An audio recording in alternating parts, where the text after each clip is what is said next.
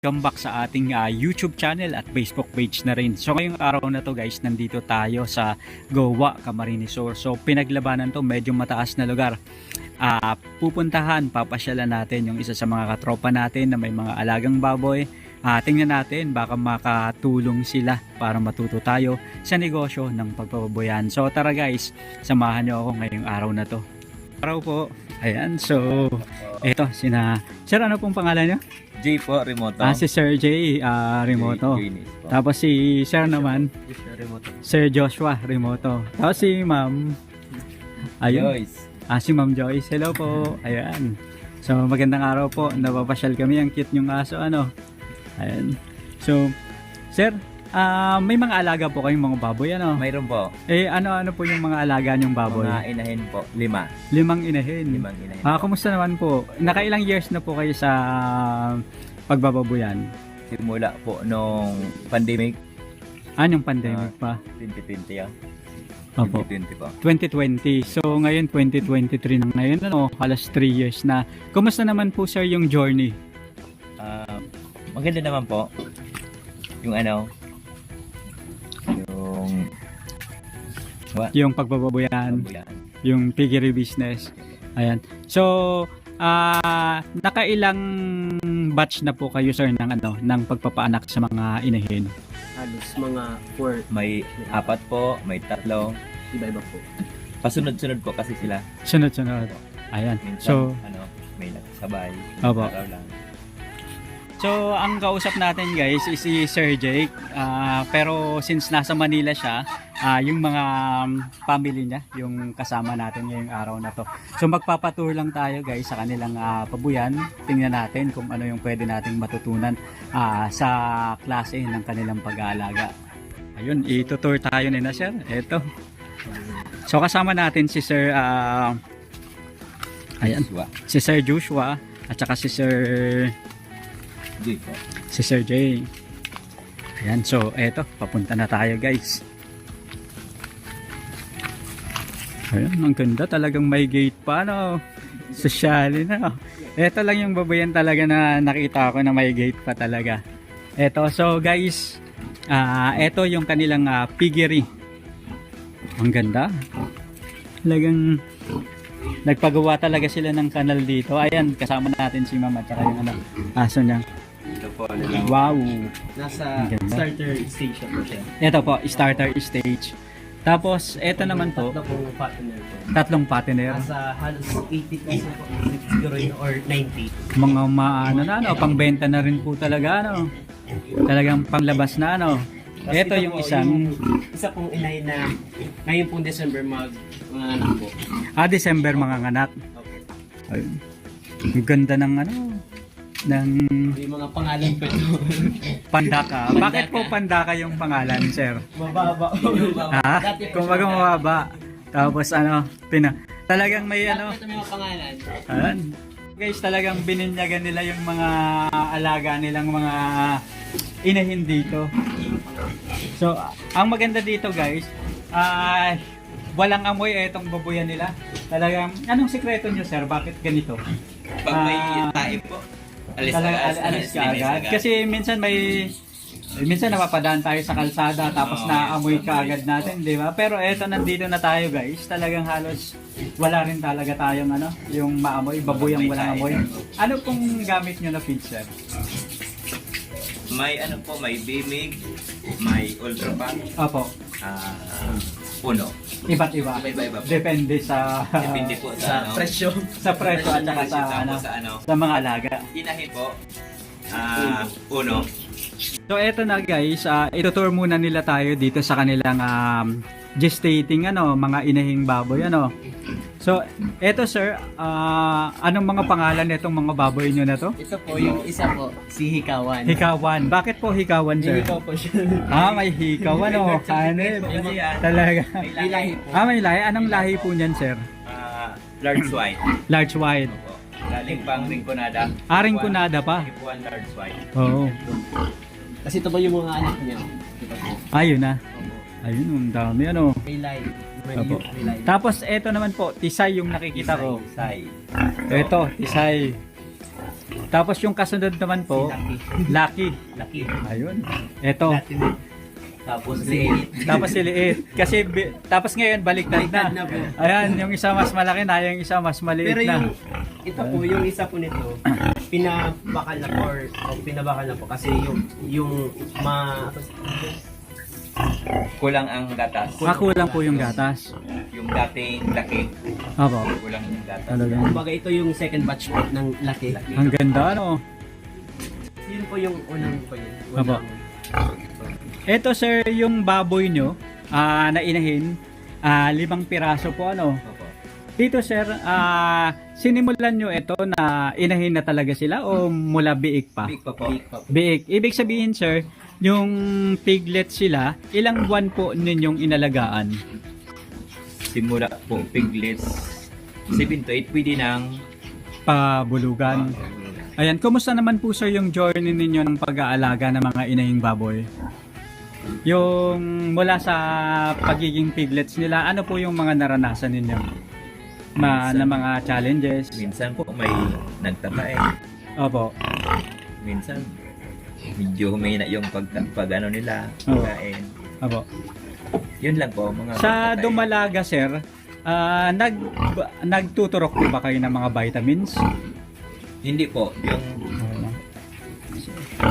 yung ano po, may vitamins po yung mga powder hinahalo sa tubig, Opo. mga multivitamins. Opo. Tapos sa ano po, pagtuturok naman sa mga biik pa, yung pagpanganak mga 3 days, Opo. first dose ng ano iron, Opo. pangalawa before 2 weeks, second dose ng iron. May mga first dose at saka Opo. second dose po kayo, ano? Ito pong mga baboy nyo, sir, mga ilang taon na yung mga age nila? Yung edad nila? Almost 2 years na nawa. Yung baboy na yun, 2 years na po. 2 years. 2 years. Tapos ito pong mga to, Ito, mga lampas ng 2 years. ito po yung pinakamatanda. Ayan. Ito po yung pinakamatanda. May technique po ba kayo, sir? Di ba minsan mahirap yung sabay-sabay na palakihin yung baboy, ano? Opo. At sa panahon ngayon medyo magastos. So paano nyo po, ano po yung technique niyo para at least masustentahan nyo ng gusto yung pagbababoy na katulad nito? Sa pigs po, hinahaloan namin ng ata. Ata. O yung rice grain. Rice grade. Rice grain. Kapag ganun po sir, paano Sa po yung prelim. mixing yun? Depende po, hindi sa ano, sa mixing niya. Minsan, kalahating breeder, Apo. kalahating ata. Banggi, pagkaagap at tapos pag aki, Apo. antibiotic siya. Eto po. Ibig sabihin po sir, etong mga inahin nyo to, ang gaganda po ng mga lahi, ano? Opo. Saan nyo po nabili etong mga inahin na to? Iba-iba po, may sa Tatagbakan, may sa Burabol. Mix na. Ayun. Talagang Tapos ito po yung sa Nabuwa ito. etong isa yung yung sabi nyo na anong tawag nyon? F1, F1. Kumusta naman po sir yung number ng inaanak ng mga baboy? Yung una po is nasa around 12 to 10 po. Opo. Tapos ang pinaka mahina po yung ayun po. Nanganak po siya, may Oo. may fetus po, halos 9 po 'yon. Tapos Oo. ang natira po tatlo. Ito na po yung tatlo. Ayun na. Opo. Ayan, ano pong nangyari sa ganon? Bakit nagkakaroon po ng mga ganong sitwasyon? Sabi daw po sa panahon po or Yung parang nai-stress. or minsan po kasi tumatay po siya. Hmm. Biglang tumatay po na. Opo. Tapos eto sir, paano yung pasistema nyo sir? Di ba halimbawa pinabulugan nyo? Kapag nagpabulog po kayo, bulog ba yung ginagamit nyo o AI? Bulog pa po. Bulog. Tapos, Isang bihis lang AI yung sa F1. ito lang yun po yung ipina-AI nyo. Yung F1 AI. Tapos Ito po yung, yung mga anak, mga ito, apo. Tapos ayun po. Wala po siya. kumbaga 8 peraso, Pero ano? 17 po lahat yan. Yan. 17. po lahat. Ano pong Tapos nangyari isa- sa iba? Yung isa po is namatay po. Oo. Pag nang lumabas na Patay na siya. Patay na Oo. po siya. Kumbaga tapos ang natira, Halos 16 po. 16. Then yung iba po is isa-isa po na mamatay. Oo. Pero pig-alagaan po namin. Yung pinapagatas po namin. Oo. Didi. Talagang talaga yung kumbaga hands-on na pag-aalaga talaga po ano. Didi po. Pork o milk. Ginagamitan niyo po ng ganon. So yung support. Yung battle na parang Opo. biberon ba yun? Yung sa Parang bata? tao, parang sa bata. Opo. Talaga. Tapos ganyan lang. Mahirap po yun, Mano-mano. di ba? Yung kapag yung ganon yung sitwasyon ng mga alagang baboy. Opo. Yung sa iba po, ibig sabihin 17 yung anak, tapos 8 na lang yung natira. Yung the rest po ba, lumabas na buhay? Buhay Opo, po. buhay po sila. Oo. Tapos Malusog po sila. mga ilang araw bago na unti-unting nalagas yung iba. Minsan po, may isang araw. Minsan po, yung sa isang araw, may dalawang namatay. Opo. Namatay po. Minsan isang. Pagkapanganak po sa kanya, hindi na-injectionan kaagad ng na-injectan. Ano po yun dahil sa klema o talagang medyo mahina lang yung resistensya ng baboy? Mahina ng po panahon yung na yun? gatas ng inahin. Sa sobrang dami. Opo, Sa sobrang dami, kumbaga parang hindi na kinaya, ano?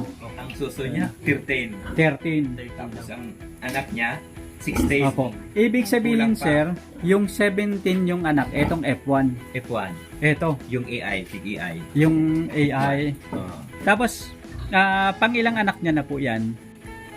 Pang dalawa. Pang dalawa. Yung Okay, unang AI. anak niya po, Tapos, pinot ano ba? 8. 12. 12. 12. Tapos Pero, kasunod, ano, Yung iba, sagbat. Yan ang AI pa. AI. Ayun. Ang ganda po kapag ganun, ano. Sa tingin niyo po, sir, yung sa pag-aalaga ng inahing baboy, ilan dapat yung minimum na anak para sabihin na kikita sa negosyo ng pagbababoyan yung sa mga ganito, sa pag-aalaga ng inahin? 8 po, pataas. At least 8 pataas, kita na. may kita na. Ayan. Tapos ang gamit po na feeds doon is mix ng ata at saka Breeder. breeder. Sa ano naman po, sir, halimbawa pinabulugan yung baboy, ano po yung ginagawa nyo kapag halimbawa ngayong araw pinabulugan o ngayong araw in-AI? Pagdating sa pakain, may mga ginagawa po ba kayo? Meron po. Bawas. Bawas. Mga ilang araw po kayo, sir, nagpabuwas ng pakain sa baboy? Araw po kayo, sir, nagpabuwas ng pakain sa baboy? 1 week. Yung journey po ninyo dito sa pagbababoyan, ibig sabihin 3 years po. Etong nakikita ko na baboyan parang extended na, ano, medyo malaki na. Paano po kayo nagsimula yung startup nyo? so, ito po yung Alin dito lang yung original? Ito lang po. Ito lang po. Ayan. Dati po open pa po ito. Oo. Ito po yung partition. Saka yung ano, tuwa. So, yung ano, Yung sa palay po. Oo. Dati po wala pa tong Yung may ipa lang. Opo. Ipa lang po. Baboyang walang amoy. Opo. wala. So, yun, sa pagsisimula nyo po, magkano po yung minimum na capital na ginamit nyo o nagastos ninyo? Ano ba, dito pa lang sa building na, Sa building po, ano, halos hindi pa po itong extended ha, yung simula nyo lang po. halos nasa 15 po. 15 po. 15K. I-describe nyo nga po kung gaano kasimple o ganito na ba o mga sawali lang, Mga ano, sawali. kawayan o ano. nipa. Nipa. Bubong, nipa. Opo. Tapos pero simentado na po. Hindi pa po. Yung palibot. Yung ito lang po, ito lang simental. Tapos ito po is yung Ay, inigo. sa may palay po. Opo. Flooring. Ang flooring niya, imbis flooring, ipa. Tapos Ipa dun po. Dati po doon is wallowing pool. Oo. Dati po. Tapos nilagyan nyo na lang ng ano. Pakot. Tapos after 3 years, so paano kayo nag-extend? Alin yung kasunod na in-extend nyo po? Ito po. Yung doon. Paano po kayo, sir, ma'am, nag-decide? Sige, sir, doon na po kayo. Paano po kayo, ma'am, sir, nag-decide na, o sige, mag-extend na tayo? Ano pong nag-trigger sa inyo na pwede pala nating i-extend, padamihin na natin? Kasi yung ano, yung una, magsisimula pa lang, mag-aaral pa lang kami. Opo, kaya maliit muna. Tapos, yung habang nag-ano, lumipas yung yung taon, Opo. nagdagdag ng extension. Ng extension. Tapos, magkano po yung naranasan nyo na pinakamataas na presyo ng baboy? 200 siguro. Nasa 180, 170. 180, 170. Magkano po sir yung pinakamalaki yung isang bagsakan ng benenda? Natuwa ako. 5 pong ulo ng Baboy. Ang baboy. limang baboy po. Tapos yung 7 po lahat sana. Oo. Yung 2 po namatay, Anong nangyari po dun sa... Nagtatay. nagtatay. Tapos, kinaumagahan, patay na yung Mahina na. Biglang mahina na, ano. Tapos, usually po, 170, 180 po yung kasagsagan ng presyuhan, ano. Magkano po yung napagbentahan nyo yun? Ilan kayo inuwa. Sa isang bagsakan na nagbenta po kayo ng baboy, magkano po yung pinakamalaki na napagbentahan nyo? Sa 5 ulo po ng baboy is almost 70,000 po. 70,000. Sa 7 baboy sana yung ipapalabas nyo pero 5 na lang. Sayang po kasi kumbaga ipapalabas na lang na wala pa. Gaano po kasakit na sa pag-aalaga ng baboy bilang isang hog raiser na ilang buwan nyo pong inalagaan? 3 months, 4 months po Tapos merong mga pangyayari na ganon na wawala na dapat kita na po yun excited na tayo na kita na. Gaano po kasakit sa isang hog raiser na nawawalan tayo ng mga alaga na katulad yon na biglaan? Hindi namin matanggap. Opo. Kaso nga, wala tayong magagawa. Yun talaga. Pero ang sa mga magbababoy naman po parang charge to experience kasi yung minsan may nararanasan ka na sa susunod yun yung magbibigay sa iyo ng pundasyon para mas maging matatag mas maging alam mo na sa susunod yung gagawin. Ayan. Tapos ibig sabihin simulan yung nagbenta kayo yun sir, parang nainganyo na kayo, paramihin na natin, palakihin na natin. Di ba? So eto na guys. So total po ngayon, ilan na po yung alaga nyong baboy? Sa ngayon po is 5 na po. Then, 5. Ito yung mga inahin po. Then ito pong isa is inahin pa po. Etong Isa po dito, then 2 po doon. Opo. Paano nyo po na-identify na sige, eto yung gawin nating inahin? May mga sign po siya. Like Yung mga physical na karakteristik sa halimbawa po sa tenga. Paano po na-identify ma'am sir yung sa tenga? Ngayon ko lang kasi na anong tenga itsura? is maugat po. Maugat. Kapag maugat, ibig sabihin ayos po yun na Maganda yung Palahian. palahian. Tapos dito naman po, 2 rin yung aanahin nyo po dito. Dalawa pong F1 yata ito. F1 ito Ito. anak ng F1. Ito anak po ng F1. Ayun. land. Ayun. Anak F1. Si Tan Ian F1 land race. F1 na land race po So far po, ang mga alaga ng mga biik, tapos kasama yung partner, ilan po yung piglets nyo, sir? 11 po. 11 po ang piglets po. Tapos yung partner, 3. 3 po. So, 8 plus 3, 11. Tapos 5 inahin. So, 11 plus 5 is 16. So, sa ganyan po, ilang kilo ng feeds yung nauubo sa isang araw?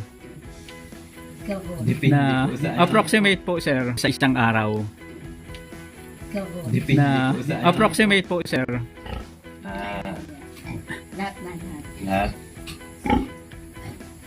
2.5. Ayun, makipag-computan tayo dito. Mas maganda kasi talaga na yung talagang nalalaman natin na More or less po, 10 kilos. mga 10 kilos. Tapos ang per 1 kilo, minsan ipagpalagay ng 40 to 60 pesos. Depende. Sa kung kung pre-starter, kung ng brand ng feed. So halos May parang may gistite, Opo. may starter, Opo. may finisher, Oh. may pre-starter. Opo. Totoo po ba sir na yung halimbawa yung mga hog raiser, medyo mabigat sa bulsa yung pag-aalaga ng baboy? Opo, medyo mabigat po Ah. dahil sa Opo. mahal ng presyo ng feeds. Ito naman po sa pagbabubuyan na ganito sir, ma'am, ang ang pagbababoy naman basta na padire-diretso mo, ayos na po ano. Ayan. Tapos dito po, ilan po yung pinakamaraming piglets na one time na alaga ninyo? Dito na nakalagay dito before. Yung kumbaga parang isang bagsakan na yung pinakamarami yung alagang baboy sa 24 mga 24 po kasi Opo. dalawa Sabay-sabay. dito sabay-sabay. Opo. Hindi sabay-sabay. Ibig sabihin po isa rin yun sa mga technique ninyo na yung pagpapaanak nito ano? Nahirapan yung Ah, yung ah, naglalaki. ay, opo. Gabi. Opo. Minsan, hating gabi. Opo. hanggang Umaga. I feel you po sir at saka ma'am. Ayan. Po, Julia na dito. pupunta pa ako dito pag Ah. mga anak na po. Oh, kasi naranasan ko rin isang bagsakan halos 40 na baboy talagang butasan ng bulsa. Tapos ngayon talaga medyo huminto muna tayo since February.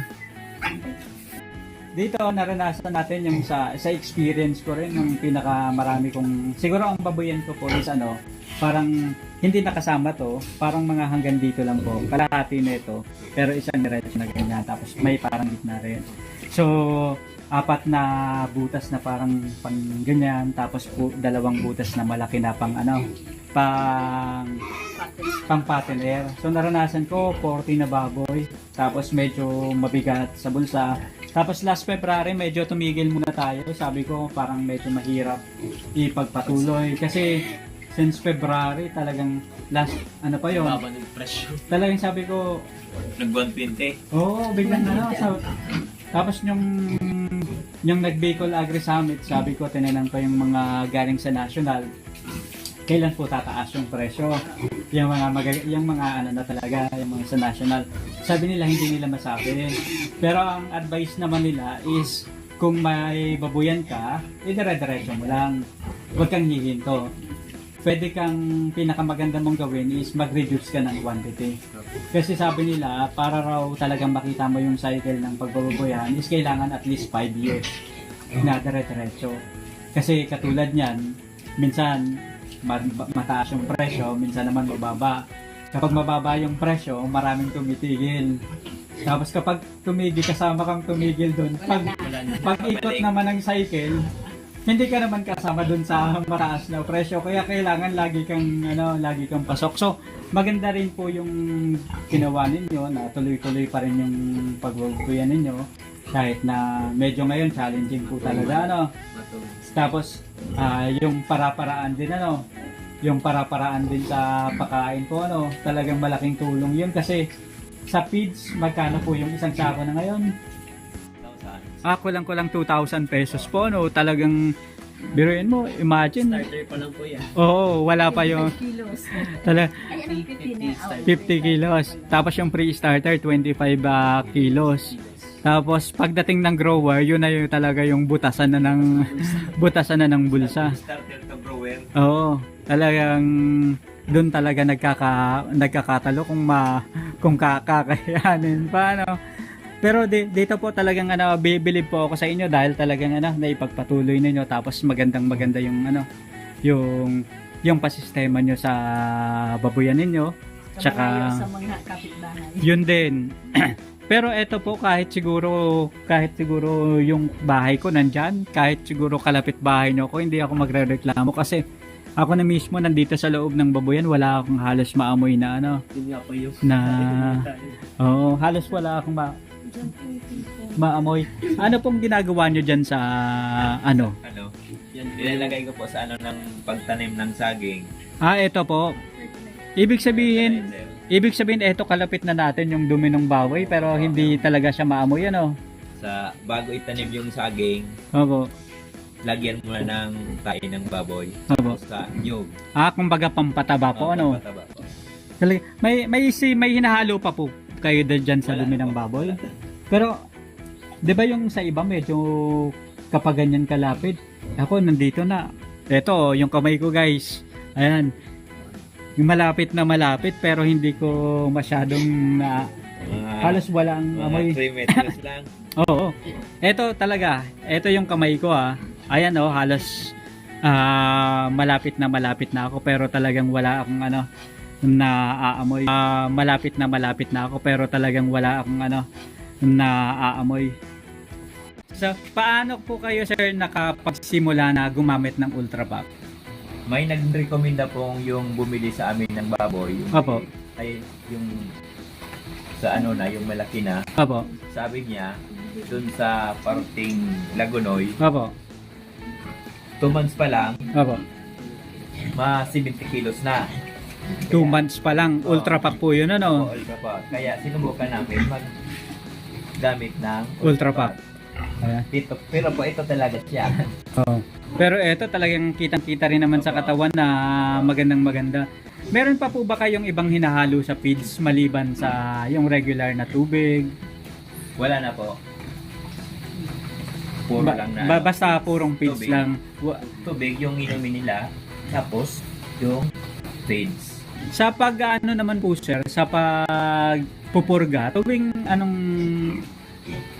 paano po kayo nagpupurga ng baboy? Every month po. Bago pumalit ng pagkain. Pag-ship ng feeds. Purga. Ano pong brand yung ginagamit ninyo na pangpurga? Yung mga sachet lang? Ay, sachet o panturo? Ivermectin. Yung sachet. So, ayos din yung ivermectin kasi talagang kahit yung mga sugat-sugat ng babo, yung mga parang ringworm ba yan, talagang natatanggal, talagang tanggal ka agad sa sa baboy. Meron po bang technician na bumibisita rin dito sa baboyan nyo o wala po? Mayroon po kaming yung veterinaryo. Oo. Mayroon po. Mas komportable po yung gano'n, no? Mas Opo. paano nyo po nakikita yung advantage ng pagkakaroon ng sariling technician o mga kaibigan na technician? Paano po nagbibigay sa inyo yun ng comfort bilang isang hog raiser? Minsan po kasi nag-advise siya Oo. kung anong dapat gawin sa mga baboy, Opo. sa mga biik. Tal- Bigay siya ng advice. Mas madali po, Opo. konting problema, at least hindi ka masyadong Alam mo na kakabahan, kung anong dapat Oo. gawin sa- Kasi katulad nito, kapag may alaga ka talagang baboy, kailangan meron kang mga kakilala na pwede mong libre na, hindi Oo. wala ng Opo. consultant fee. pwede mong mahinga ng tulong o advice Consultation, kasi minsan kahit nga yung mga yung mga doktor na, mga veterinaryo, minsan sabi nila kahit nagaano katagal yung experience nila, minsan 25 years na, pero may mga pagkakataon na gusto pa rin nilang makarinig ng bago, ng ibang idea naman ng kung paano. Kasi sabi nila, yung naranasan nila, alam mo, 25 years na na-experience na tuloy-tuloy sa pagbababoyan. So, minsan may iba naman na iba yung ginagawa. So, mas gusto nila yung nakakarinig sila ng mga yung bagong actual na may informasyon. baboyan Oo. kaysa Opo. experience nila. So, maraming salamat guys sa pagsama sa ating ngayong araw na to. Dito pa rin kasama yung Pamilya Remoto dito sa Goa, Camarines Sur. So, hanggang sa muli po.